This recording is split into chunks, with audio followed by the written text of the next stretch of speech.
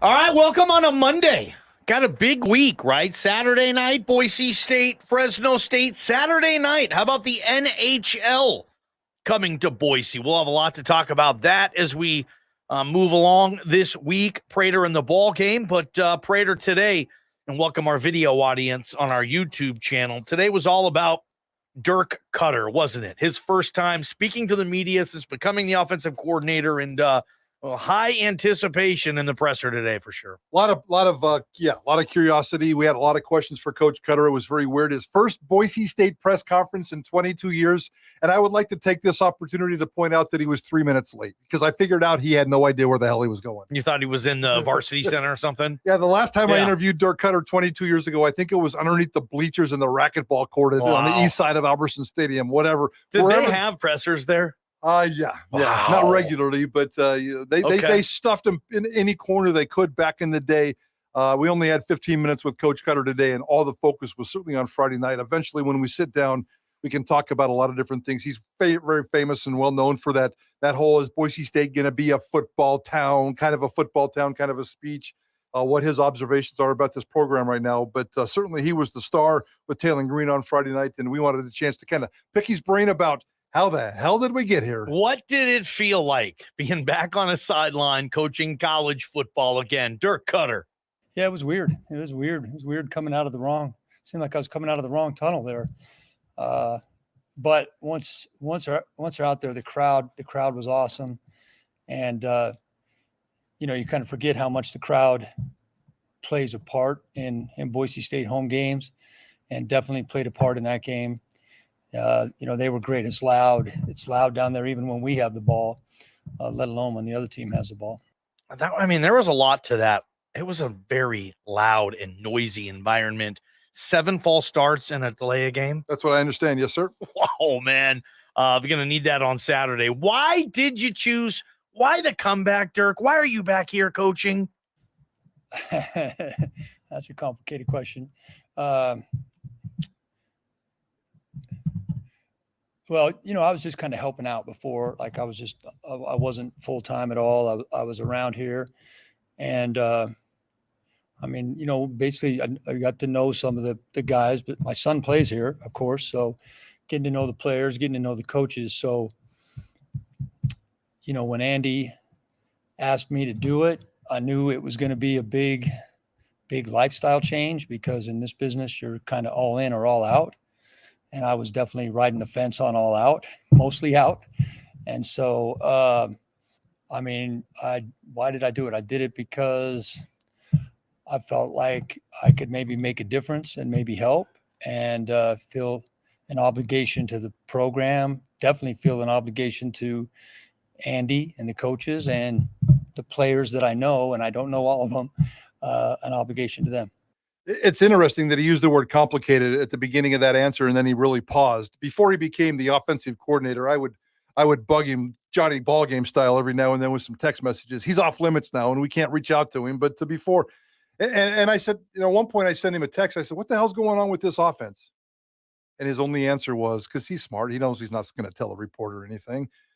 It's complicated. That's what he told you? I can't wait to write that book one day. I mean, why is it so complicated? I think there's so many different layers in terms of Plow and Bachmeier and Koetter and Avalos and the defense. There are so many complicated layers to what happened over the last couple of weeks. Yeah. I cannot wait to get the juicy details. It'd be a hell of a local 30 for 30. It's complicated. We're going to call it It's complicated. Right. What happened with the Hank? What happened with the Plow? What happened with the Koetter? Everything, all the drama in this season to really find out everything behind it. Oh, that'd be a special deal for Bronco Nation. They would love to find that out. Let's focus on what happened on Friday night for right now. And these next two answers are really kind of filing into what we were all curious about, in terms of he had 6 days to get this football team ready. What did he want to address? And then followed up by another question about what were your short-term priorities? Everybody has observations of a team that they're not on the inside of. And again, going back to, I was kind of inside and outside, but I wasn't going on the road for road trips. So I was watching those games on TV. I was hearing what the announcers were saying. I was still playing golf 3 days a week. So I was hearing what people on the street were saying. And, that's there's some truth in what's being said, and there's some fallacy in what's being said.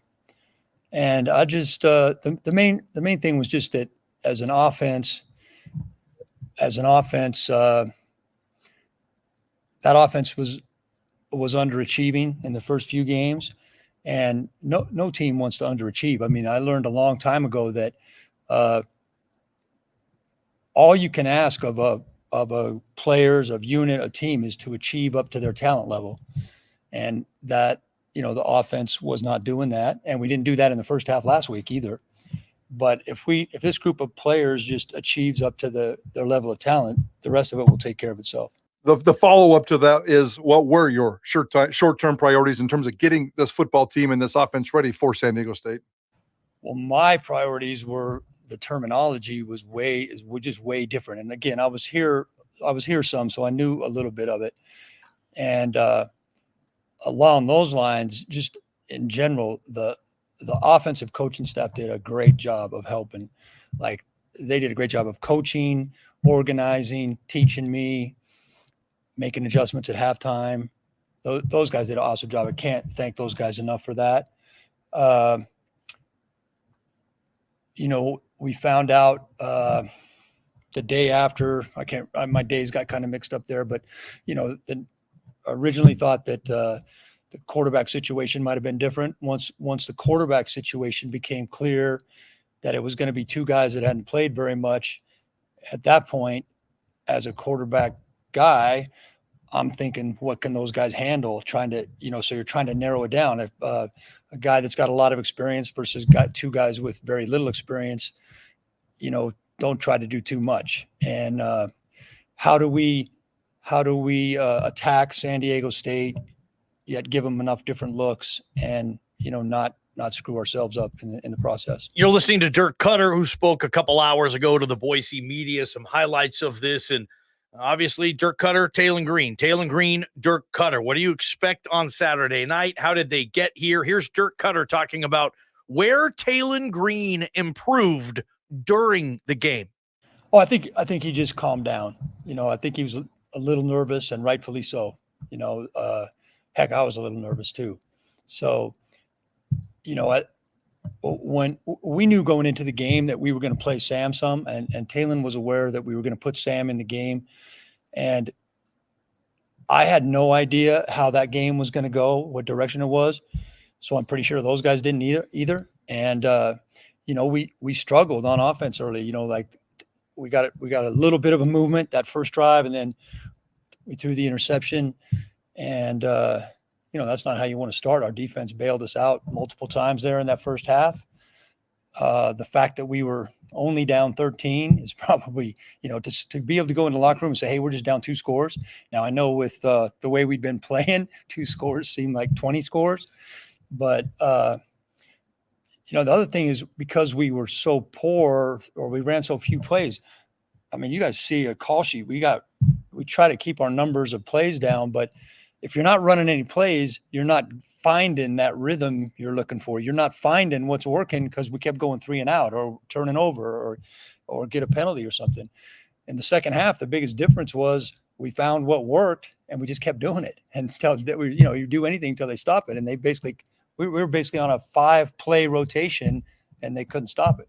Next couple of questions are about Taylen Greene specifically. Dirk Koetter, what did you learn about the quarterback situation? That they're both awesome kids, very willing to learn, very willing to listen. You know, so technique-wise, I mean, if I was starting from scratch, there would be some stuff on both of them I would try to fix. But that's one thing about me having experience in the NFL is I'm a lot looser on some of that than I was when I was a college coach. When I was a college coach, hey, we're doing it this way. I just can't fix some of that or fix isn't the right word. I can't ask those guys to change some of those things right now, because we got to get ready to play games. But really impressed with all the quarterbacks in the room, being willing to listen, being willing to learn. This offense does put a lot on the quarterback. We try to take some of that off, but you know, defenses are just much more sophisticated today. Our own defense is a perfect example of that. I mean, quarterback has to be able to operate at the line of scrimmage. Again, Dirk Koetter talking earlier today, his first impression of quarterback Talon Greene. Yeah, freakish athlete. I mean, you can see that right off the bat. I mean, Davis came home one day last year and, they wear those GPS things and told me Talon was the fastest guy on the team. And, when you think of a guy that's at least 6'5", whatever he is, 210 or whatever he is, and the fastest guy on the team, that's pretty impressive because there's some fast guys out there.